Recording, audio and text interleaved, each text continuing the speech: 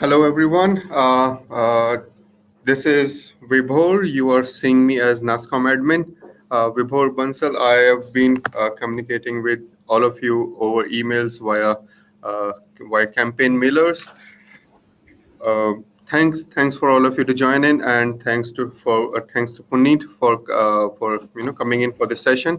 You all are aware that the ongoing session is part of our web series that we are doing in partnership with SAP, where SAP's product leader Aditya Trivedi has conceptualized this concept of 20 plus webinars on in each of the webinar we will be taking up one topic in a very sequential learning format, and at the end of this series you would be taking nitty-gritties of the product management. We have done 5 episodes so far, and the fifth one we are today going to talk about assessing competition. The session will be taken by Puneet Gupta. Puneet is leading product management for SAP Health Solutions, and have 16 plus years of experience, including 8 years stint as an entrepreneur. Uh, I will not come in between both of you, in between the audience and the speaker. He is the master, and he'll take it further. We will continue with this fortnightly episodes in future, and next is going to be on 22nd March. Please do remember to give your feedback at the end of the session on your screen. As we close the session in an hour, you will see a feedback screen on your feedback on your screen. Please do give us a feedback that helps us improvise it, further in future. So Puneet, over to you. Thank you, Vibhor. Thanks for the lovely and nice introduction. Hi, everyone. My name is Puneet, and like Vibhor introduced me, I am working with SAP in the SAP Health area and driving some of the product management topics. So before we get into too much of detail and get into the content of the presentation, some legal disclaimers from NASCOM, which is this content. NASCOM is not taking any responsibility for this content, and this content is primarily driven by the speaker. Similarly, from SAP is not responsible for anything, so don't sue NASCOM or SAP for anything that I say which is wrong, right? So bear with me on that. And like Vibhor mentioned, I have been working with SAP for last 5 years. Before that, I did my own startup for about 8 years in Delhi, and then did my MBA from Indian School of Business, mastered in strategy and leadership, along with financial management. And I have some experience of launching B2B and B2B2C products in the market. And with this experience, this is the experience that I'm going to share with you on the topic of assessing competition. So I believe most of you who are joining this call are already product managers or aspire to be a product manager, are in some roles which is related to product management. And that is why you are in the call. So as product manager, we do encounter this question: do we really need to analyze competition? Right. There are teams which are specializing in that. There are sales colleagues who are doing and keeping track of the competition. They know the best. There is a separate unit which is dedicated to do competition analysis. So do I need to really bother about it? So before I answer that question, the first thing that we need to understand is, as product managers, we are supposed to work at the intersection of feasibility, viability, and desirability. And in simplistic terms, it is more about UX, technology, and the business. And business is definitely a critical part of that, right?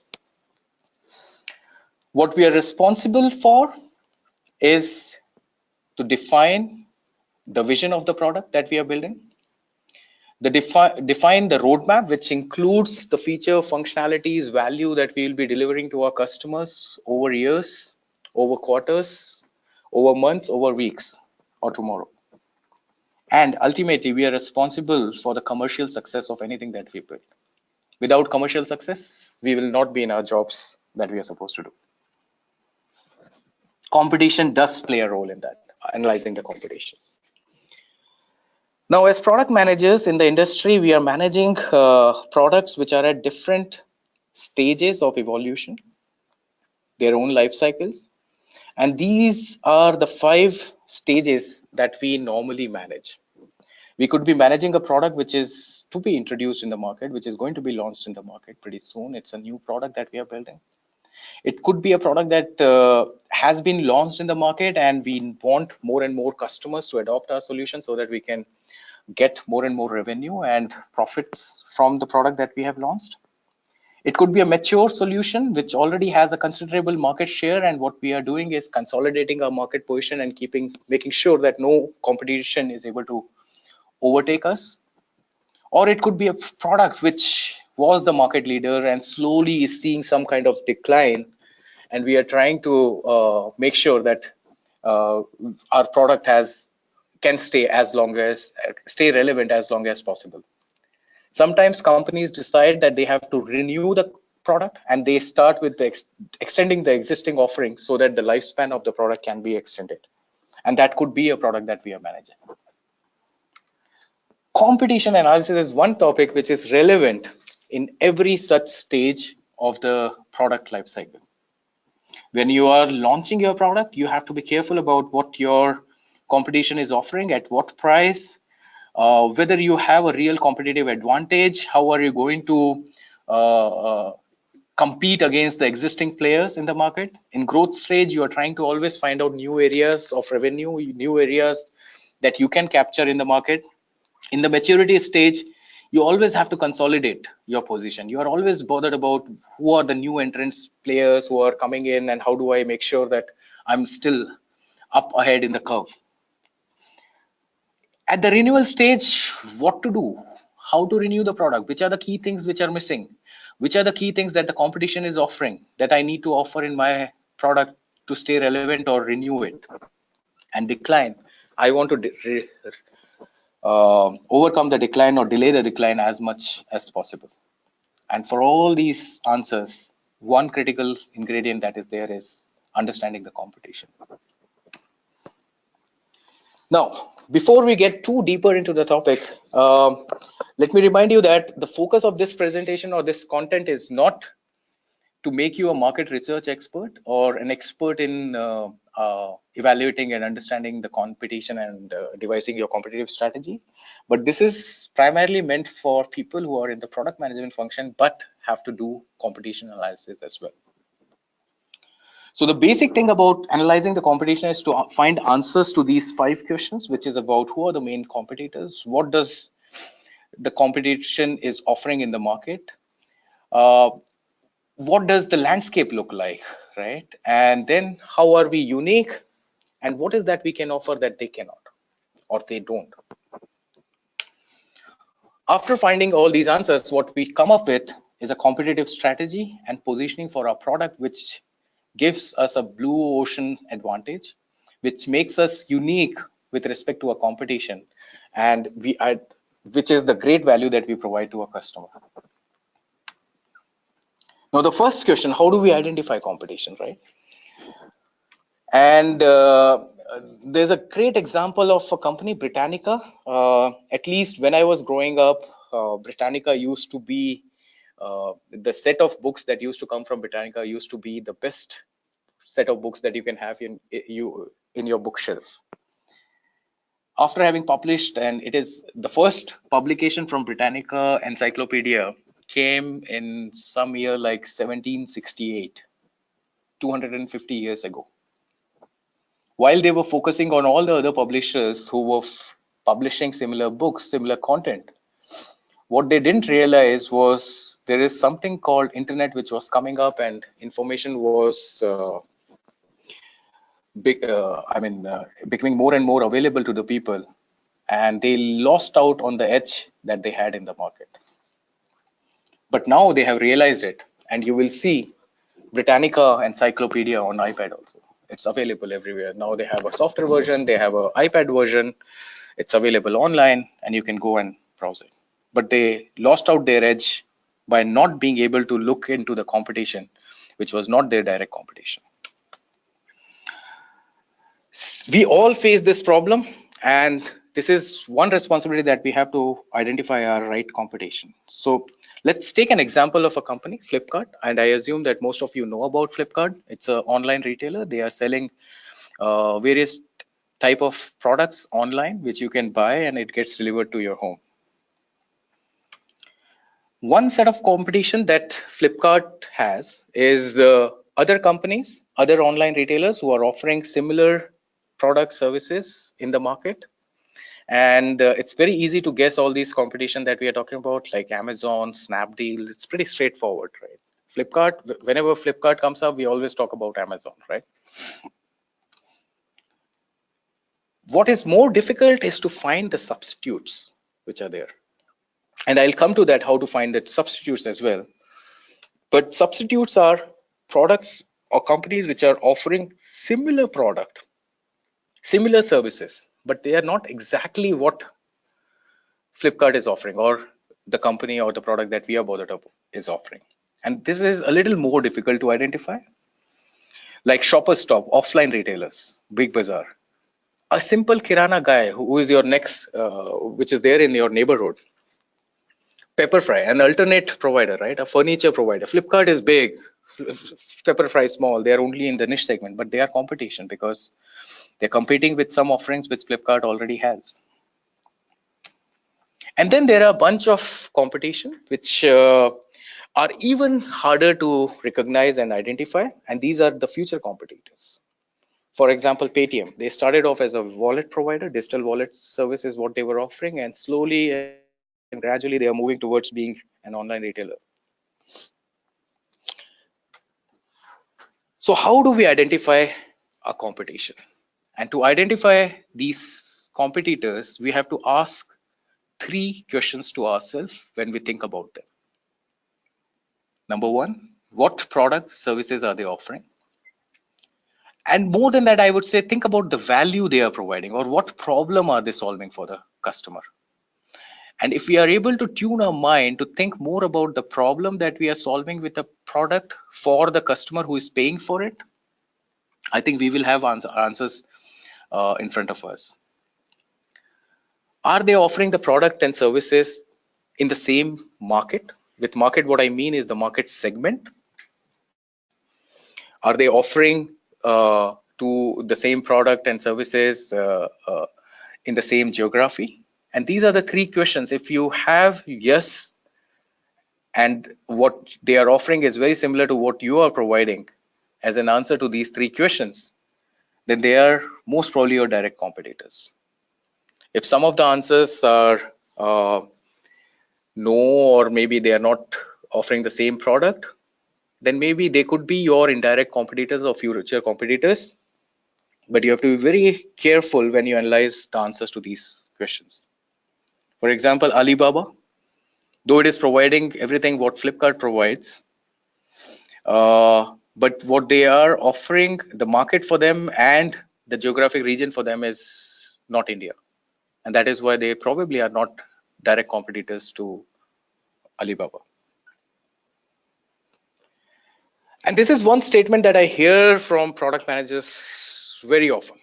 My product is unique. There is no competition. What I am doing is something which is exceptionally well and nobody has ever done it. Oh, they do it on Excel. I'm providing a web interface. I don't have any competition. Right? It's only you who is thinking like that. But if you do your analysis well, you will find there is competition to anything and everything. And if really there is no competition, whoever is buying your product or whoever your customer is not doing it in any which manner today, then are you really solving something? So how do we find competition, right? So normally what we do is when we start thinking about competition, we start with Google, we start typing certain things and come back and say that, see, there is no competition. So when you search on Google, focus on the value proposition that you're addressing for the customer. Focus on the problem that you are solving for the customer. When you start searching around those aspects, then you will find your answers. You will find competition. Think about how your customer would search your product when he has to find you. If you do those searches, you will get your answers. If not, speak to people, as many people as you could, and take their feedback. Now, do I once you start this process, you will find so many competitions, right? There are so many direct competitions, so many indirect competitions, so many potential future competitors. Do I need to analyze all of them? I suggest, as the product managers, you know your customers, you know the market that you are operating in, and you know your product the best.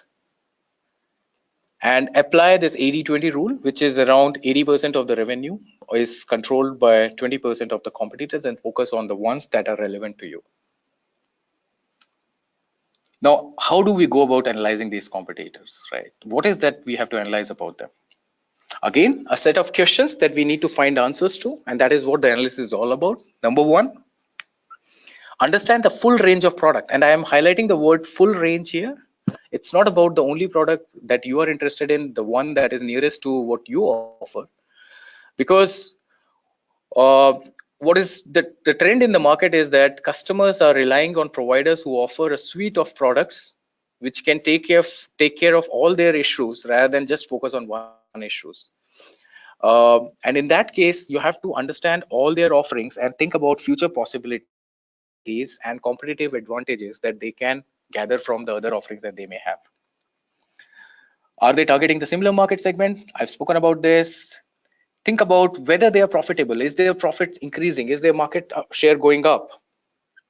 Look at the pricing strategy. How are they pricing their products? What is their sales and promotion strategy? Are they going online? Are they doing it offline? Do they have an inbound sale or outbound sale? What is the revenue they are getting from the product? What kind of investment are they making in this? And trust me, it's not very difficult to find all these answers. I'll tell you how. What customers say about them, that is also a very critical input. uh, do they have a competitive advantage, and how does my product fit in terms of expectations from the customer compared to the competition?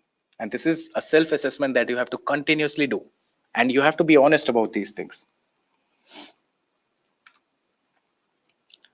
To find this information, how do we find it, right? So start with secondary sources. There is no alternative to this, because if you just are thinking that for everything I'm going to have a primary source, unfortunately that is not true. And the information that we are talking about, most of the times it is available online. It is just us who have to search for it. And I'm here going to talk about some of the sources that you can look at to find some such information. Number one, the competition website, which we normally ignore because I don't know for what reason, but many a times I've seen that we just ignore this. What you can get is what is the value proposition that the competition is offering for their products.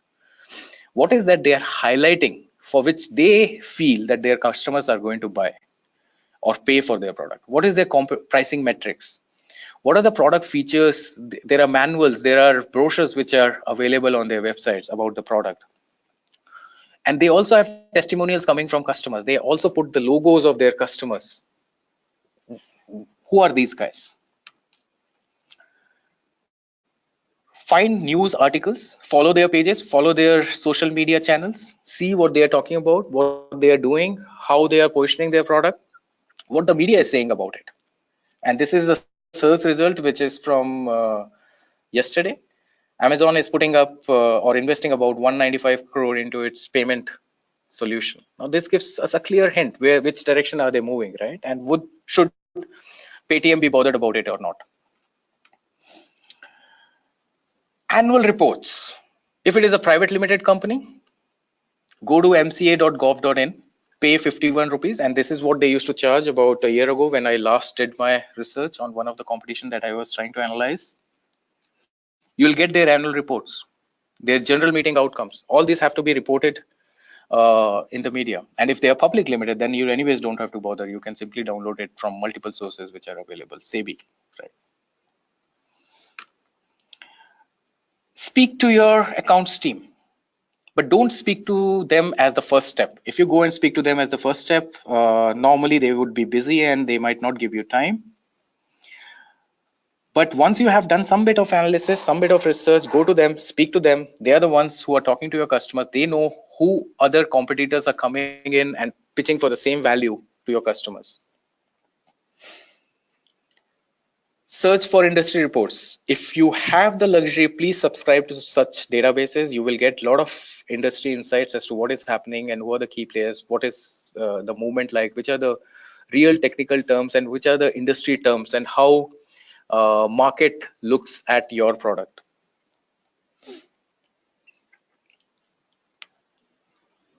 Become your competitor's customer. Subscribe, go and register for a product demo. Search for product demo videos on YouTube. Subscribe for free trials, see what they are offering. Get onto their mailing list to understand how they are positioning their product. And you can also call them up and talk as customers. Your business network, and this is the most unused resource that we have. When we know what our customers, who our customers are selling to, who are the customers of our competitors, you can find people in the network who could be the partners to your competitors, the customers to your competitors, who could be working with your competitors and whatnot. Speak to them. Pick up the call and just speak to them. Use LinkedIn Navigator if you have access to it. It's a great search tool which is available.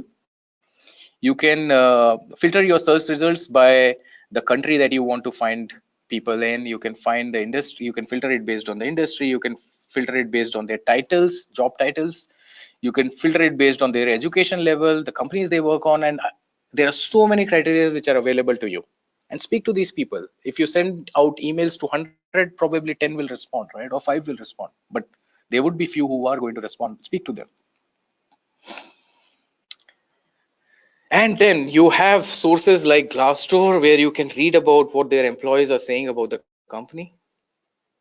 You can go to sites like G2 Crowd, which do product reviews, product analysis. They also have a lot of user feedback on the products. You can find out something about your competitor there as well. And after having done all these things, recorded all these things on a piece of paper, on Excel sheets, or whichever way or medium that you think is relevant for you, you have to start mapping your customers who are the most relevant one for you. Right? The simplest way to do that is to create a table, large table.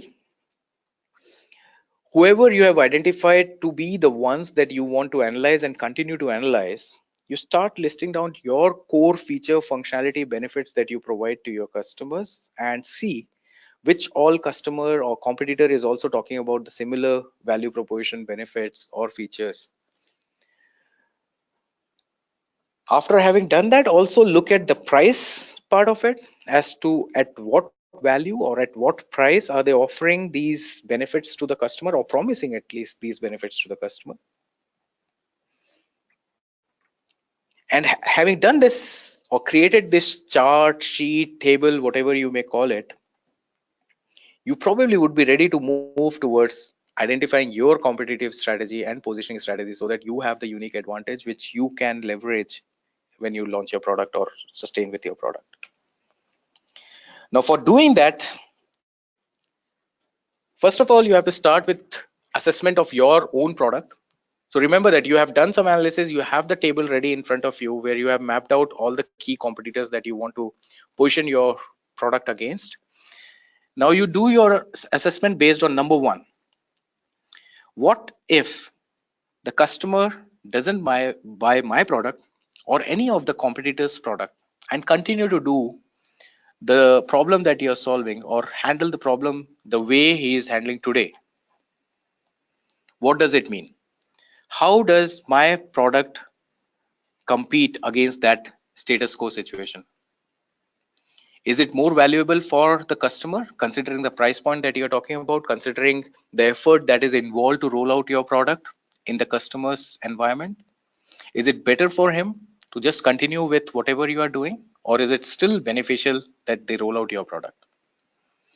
Second thing that you have to assess is against the market needs. After you would have spoken to multiple customers, multiple people, against, let's say, market needs 100 of the things and you are offering 10 of those things or 5 of those things or 20 of those things.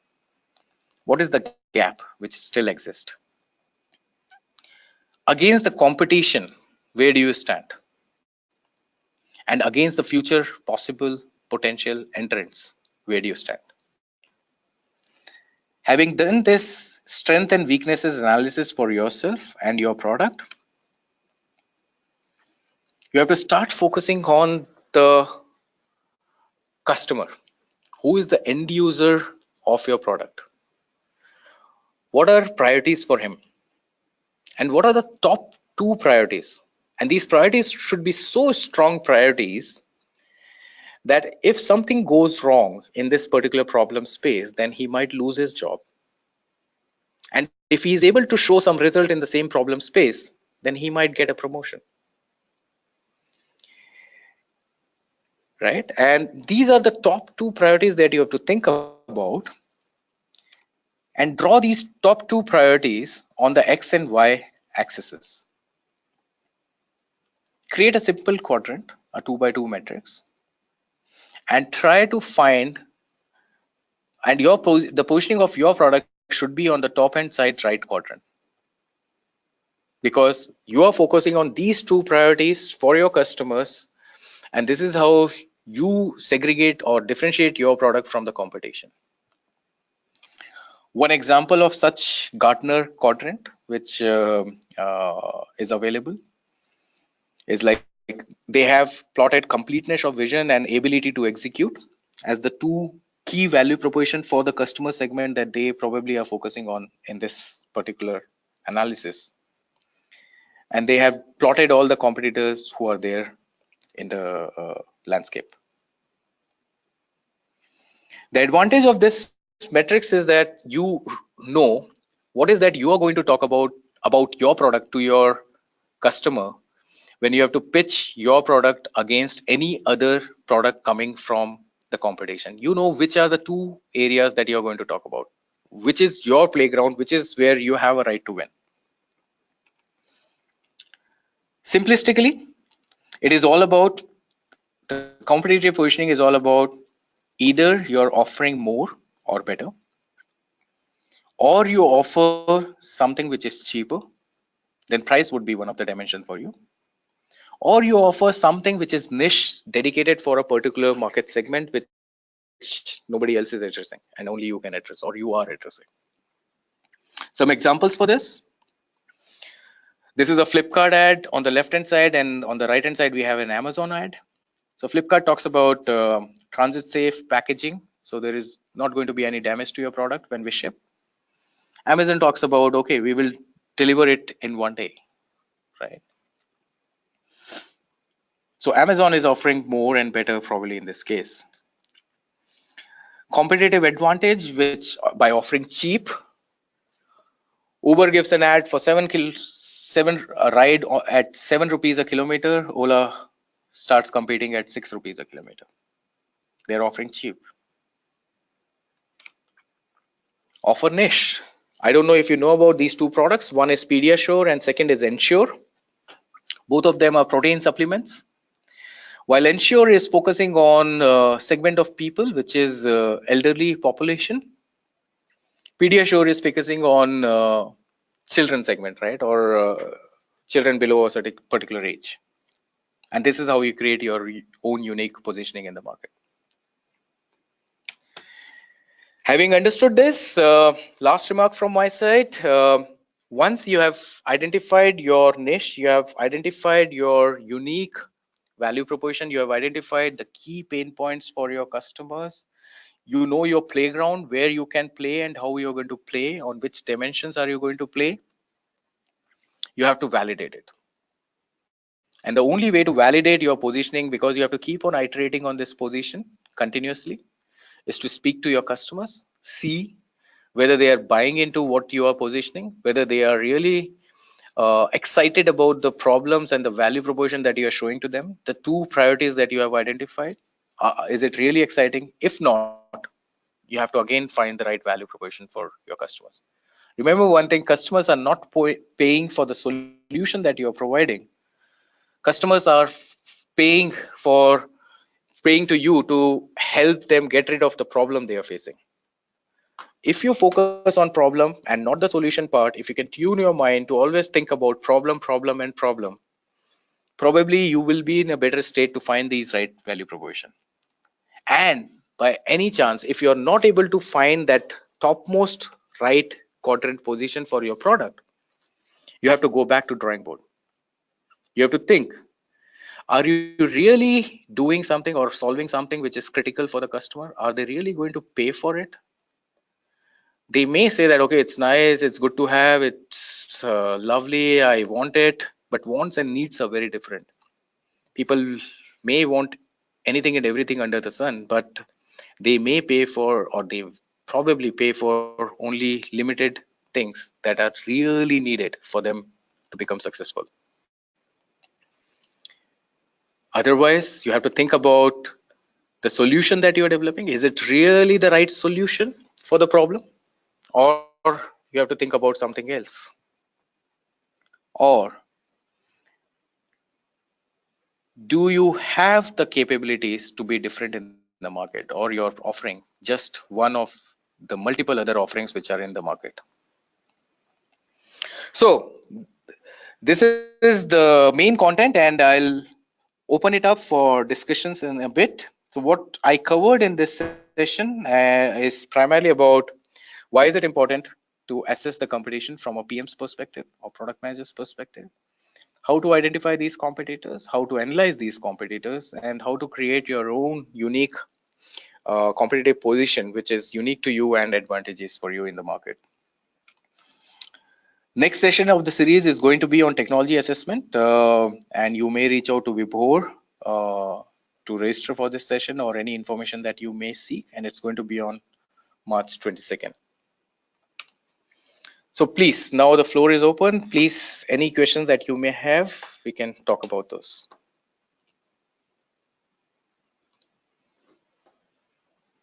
Yeah, so thank you, Puneet. This was really interesting. I have a couple of questions in front of me, and I would request all of the participants, if they would like to share their questions, they can, type in the chat box, and I will take it to the take those to Puneet. Anyways, for to start with, Snehal is asking us, what if we are solving the need of client, but they are still not open to accepting new ideas of solution? Mm-hmm. Uh, so Snehal, this is very true, and I think all of us are always averse to change. If I get up in the morning at 8 a.m. or 7 a.m. or whatever the time may be, and if you ask me the next day that you have to get up at 6, I probably will resist that change. So whatever need that you have identified and whatever solution that you have thought about, you have to evaluate whether it's such a big need for your customer that he is losing his sleep over not having a solution for that need. You have to think about whether solving this need is going to help this user progress in his career, whether having a solution for this need is going to make him more successful in his career. If not, then probably it's not a need, probably it's a want of his. And for wants, people hardly ever pay. Right? So you have to do some more groundwork is what I would suggest, and speak to more customers and identify the segment of customers who really need the solution. Maybe he is not the right segment for you that you are addressing. And that is what I would do in such scenarios. Hmm. Or at times I have seen in the many scenarios that at times you are ahead of the time. Anyways, so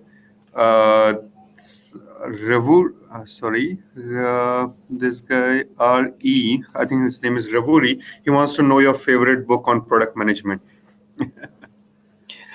Uh, Nowadays, I think I would say last book I read was Winner's Dream, which is from our CEO Bill McDermott, and it is not directly about the product management. It's more to do with how you have to shape up your personality to be the one looking forward to solve problems, and problems are everywhere. I think product management is more about solving problems. So focus on problem, guys. Normally, what we do is we start focusing on solutions. So that is what I would suggest, that there is no one book that I really can recommend on product management, but keep reading more and more. And I think the world is there to read. Uh, so Puneet, next is Shaumak Roy, who is asking if we deal with a in a niche area, which involves not too tech savvy customers, how do we take the technology to them? That's a very interesting question. And in fact, so not talking or divulging too much about it. But even today, what these days the product that I'm working on is supposed to help the elderly population, right? And one of the key things that we are asked is, people are not going to use mobile phones, people are not going to use digital screens, people don't like technology, they have lived their life in a particular manner, why do you want them to change? And we were struggling with finding answer to this question. And when we did our research, what we found that all these people that we were talking about, our focus market was Western Europe to start with. That's the beachhead market that we have identified. So that's a background. What we found that each one of these individuals that we were talking about, they go on their own to bus stations and train stations. They buy their own ticket, interacting with a digital screen, where they have to key in their credit cards. They have to specify where they want to board the train and where they want to get off the train. They make the payment and they buy their ticket and to carry out the journey.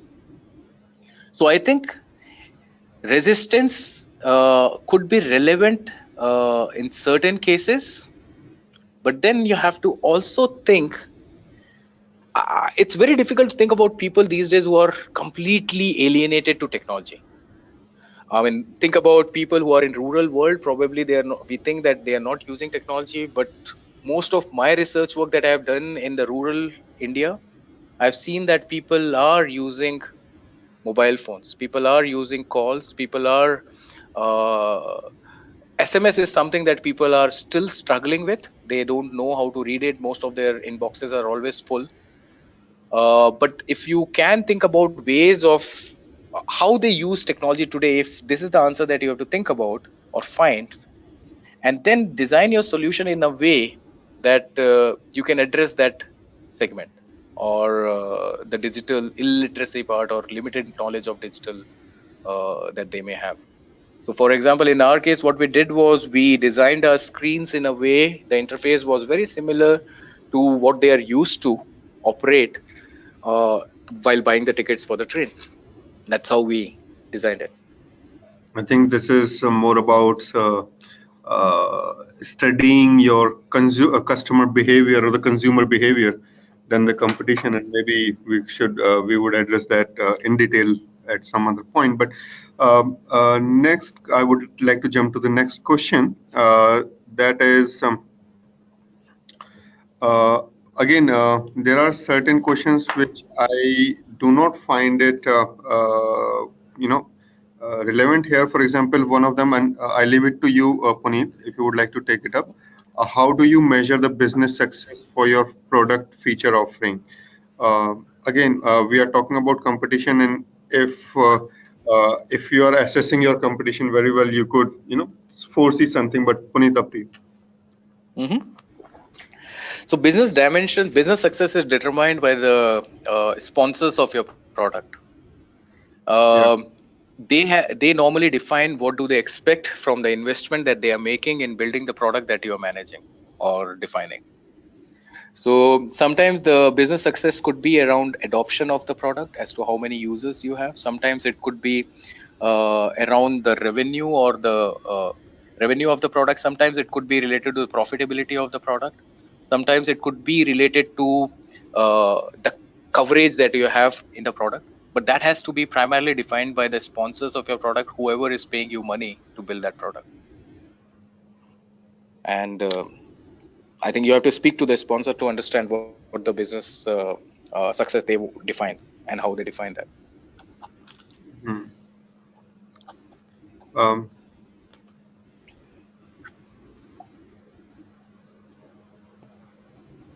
okay, so I'm trying to understand this question, which is Shankar is saying, asking, what if our offering is a new approach to gain X, Y, or Z, which the customer has never thought about? I looks like an incomplete question to me, but Puneet, could you? Yeah, so if I'm not sure if I understood the question correctly, but if I rephrase the question, and what I understand is you are offering a value which customer never thought existed, and you Hmm. are how do you position that value to your customer, right? With XYZ probably is what was meant. Yeah. And if Yeah. the understanding is correct, my response to that would be that you have to educate your customers sometimes, and it requires effort. Uh, for example, let's say when Ola entered India, I think in Bombay before Uber came in. When Ola came in, nobody knew that cabs can be booked over phone, right? And cabs can be made available in just few minutes, and they are just parked somewhere around where you are standing. Now, Ola had to do a lot of education while they were building on the product, and how they did was they focused on word of mouth. They started with a niche segment of users, and while they were prototyping it with them, while they were validating what they were building along with them, they started leveraging the word of mouth publicity mechanism. So whenever you do your product launch, what I would say is I use a term which is called product evangelists, right? And those are the evangelists that you need. And these should be your customer. These should not be your paid employees. These should be your customers who are really happy about what you are doing, and they are the ones who like to talk about the value that you're providing, and that is how you can spread this knowledge. But if you don't have your first customer who talks about great value that you're providing, then you have a challenge. And the only way to resolve that challenge is to work very closely with some of the customers that you have identified who potentially could be these early evangelists for you. Yeah. I think you got it right. I got a follow-up question from Shankar on that, and but this is, what if our offering may not be solving a critical need, but offering a new channel to get a benefit to get benefited for the customer? Um, See, you are saying that you are offering something which gives new channel for the customer to get some more Yeah. benefits, right? So what he's saying is that it's not Um, solving a critical need, but offering a new channel to for of benefits. so the question that, so if for example, if you come and tell me, or if you try to sell your product to me and you say that, okay, Puneet, you don't know what I am offering and the value that it is going to provide to you, it is going to open up a new channel of revenue for you, and I'm not excited about it. I would be not excited about it for two reasons, right? Number one, I do not agree with what you are saying. Or second, it could be the new channel that you are opening up for me probably requires more investments than the return that I can get from that channel. Now, uh, and and the only way, again, and this looks like to be the case to me, where you have started thinking about the solution more rather than thinking about the problem for which the customer is willing to pay. Because if you really are providing a value to me, if you are providing new channel for revenue for me, which can help me grow in my own career, I wouldn't be averse to it. I'm averse to it only if I see more of it happening in my organization. Hello. Puneet, I think we lost you. A risk, probably. If it goes wrong, I lose my job. Or investment that you are seeking from him, and is it comparable? You have to think about that and then find the right way of positioning the solution to the customer. Santosh has a very interesting question. Yes, Puneet. Santosh Lakshmanan, he is asking, what are the main difference in assessing competition for B2B and B2C sector? Or how about product versus services companies as well? He's That's from, and yeah. and then he also has a follow-up question: is it a good idea to have a key customer logos in a website so other competitors are getting required info, or are they anyways following us by other means? Great. I think there are three questions in this Yeah, one yeah, there are question. three questions. One is how to assess competition in B2B versus B2C, and Yeah, then product versus services. And third area is, you mentioned that you can get information from the competition website. So if is it a good idea to put your customer logos on the website? absolutely. Very interesting questions, Santosh. Regarding B2B and B2C, and how do we go about assessing competition in these spaces? I think B2C is more difficult than B2B, number one. Why I say that is, in B2C world, we are dealing with so many people, and each one of these individual is diverse. They have their own choices, and sometimes these choices are not even rational, right? So for example, because your friend bought something, you bought something, right? And sometimes there is not even a rational behind what you are buying. Sometimes you are just buying 10 clothing items and you don't know why you bought them, right? After you come back and you get your credit card bill, you wonder why did you buy what you bought. So B2C world definitely is more difficult, and assessing competition in the B2C world is again more difficult. Similarly, B2B world is more rational world. There are executives who take decisions, and they also have people who will question their decisions, and they have to have a rational justification for whatever decisions they take. And the decisions normally are based on only two promises, which are very easy to understand and can be, and if you make it a rule, then it becomes very easy to analyze these decisions. All the decisions are based on only two factors: I'm paying for something and I'm getting something for that payment. So there is an investment that I am making and there is a return that I am getting. If you can understand this bit and always keep the returns from your product higher than the investment that somebody has to make, most of the times you will see that customers are buying into the value proposition that you're promising to them, and it becomes more easier. When you analyze competition in this market, because enterprises are very few compared to the number of people that you deal with, the competition that is there in the space is also limited, and you probably can identify the competition just by, for example, there is a tendering process which happen and companies are floating, customers are floating some RFPs, and companies are bidding for that. You will see how many bids are coming in, who all is bidding, right? With that knowledge, you can identify the competition that you have. In the customer world or B2C world, it's very difficult. Now, talking about products and services, I don't think there is major difference in the way you do the competition analysis in these two segments, because services are again being offered by a set of companies for a set of need or set of requirements.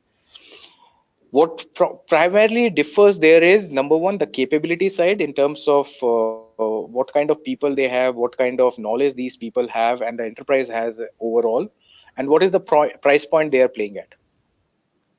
So skills and the value or the money part, right?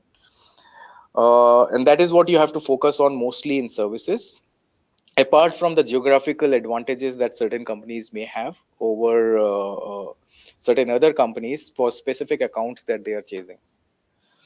In products, again, it's the same way that I explained in the presentation, which was mostly around identifying and analyzing your competitions and finding your own niche, which is true for services as well. Now, when you talk about and what do you publish in your website, so number one, you cannot publish any logo or any competition or any customer on your website unless you have explicit permission from that customer. So that is number one. And I would suggest you should publish these when you know that these customers you have very strong relationship, because not publishing customers also, many a times when I'm making my buying decisions or I decide on the vendors that I need to deal with, then I look at their website and try to figure out who are they working with. And if that information is not available, sometimes uh, potential customers may also not come to you. So it is good to publish the names, but you all only publish the names that you are very confident about and you know that you can retain them. So don't publish the new deals that you're working on, new accounts that you have opened up, uh, because, and if you're not sure that they are going to stick around with you and they run out or your competition runs away with those customers, then you probably will have more problems. So be careful in the names and the logos that you publish. Yeah, and so in interest of time, I'll take just last question that is coming from Prasad. He has actually two questions. One, while you have mentioned many of your tools that you generally use while assessing your competition or while finding out your competition, he wants to understand if there are further tools that product managers should use for competitive analysis and then on your future competition, then how do you foresee a competition beyond existing competitors? Mhm. uh, Future competition, right?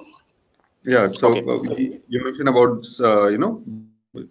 the competition is not only coming from the existing or the direct competition. There is indirect competition, and there could be futuristic competitor where so he I think he's picking up from there and asking what how do you foresee a competition beyond existing competitors? Uh, so interesting questions again. I would say number one, remember that competition analysis is not a one-time activity. It's a continuous activity, and as your the life cycle of your product evolves, you'll have to keep on doing this, and there is no end to it unless there is an end to your product, right? So having said that, number one, identifying custom competition is sometimes the most difficult thing. Especially this is difficult when you are launching a new product. In other phases, when you are in the growth stage, we are in when your product is already mature, or it is going in the decline phase, or you are renewing your product existing offering. Many a times you already have established the competition that you have. In the growth stage, when you have to find the new competition for you, or you have to think about who could be my competition and who am I going to compete against when I launch my product, that is when the most challenging part is. And many a times we struggle because we don't know under which bucket does the industry position our product. What I mean by that is, for example, um, I am going to offer a chatbot for any website who can install it like a plugin, right? And then they would be able to, some customer care representative would be able to interact with the potential customers who are visiting the website.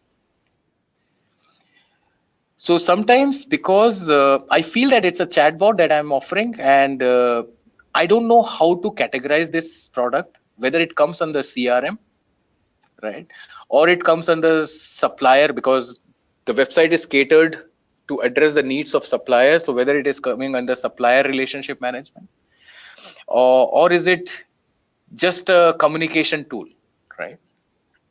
And these are three different segments of the markets. And because we don't know which is the right segment and which are the right competition under those segments that we have to find and analyze, we find struggle to find the competition. Answer to that would be primarily uh, speak to your customers as to how they will look for a product that you are building, if you have to solve, if they are struggling to solve that need. So for example, Customers may say that for me it is a CRM tool because I am able to engage with all the potential customers who are there in the CRM space. Or for me it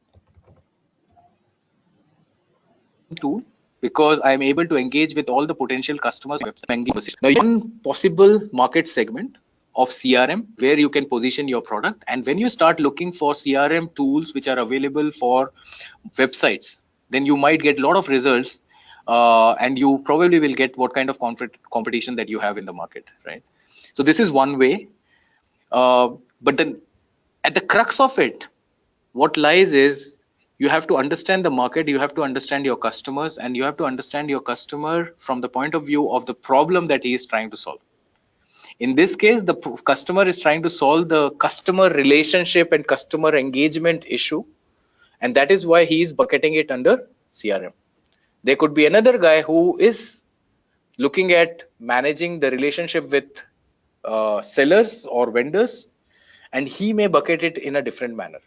Then you will identify which is the segment that makes more sense for me, because the market size is huge and the problem is bigger in that segment, and that is why I should bucket my product as a CRM product, and I will compete against the players who are there in the CRM space. And that's how you decide on the competition that you want to focus on, along with the value proposition that you're providing to your customers, the two axes that I spoke about. Future Thank you. competition Sorry. was the second point. Sorry, Vibhor. Just 1 minute. Future competition is always difficult to identify, and this is where most of the products fail. There is no fixed answer to that I can think of, but you have to keep your eyes and ears open all the time, and keep looking out who is coming in.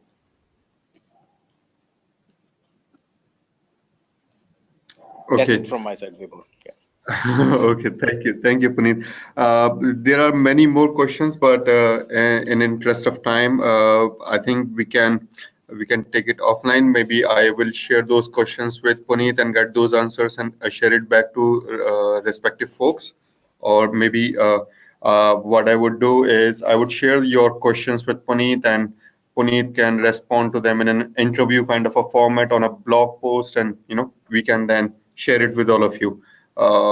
And there were people who were asking whether we could share these presentations of the session. Yes, we will share the recording of the session on a YouTube channel. You can search for the NASCOM Product Conclave on the YouTube. That's our channel, where we have not just this session recording, past session recording, and many other seminar, workshops, conclave conferences that we do. There are many workshops and many session recordings are available for your consumption. You can utilize those. Please do not forget to send your feedback at the end of the session. You will see it on your screen and in your follow-up emails. Thank you, Puneet. Thank you for being such a great speaker, bringing this topic of competition, assessment of competition so well. Uh, I think there were very, small things that we could do. Very, many of them are like free to use tools. Very, but the ultimate thing is that you said in the end, we have to keep our eyes and ears open. That is the best way, that we cannot, move away from a competition.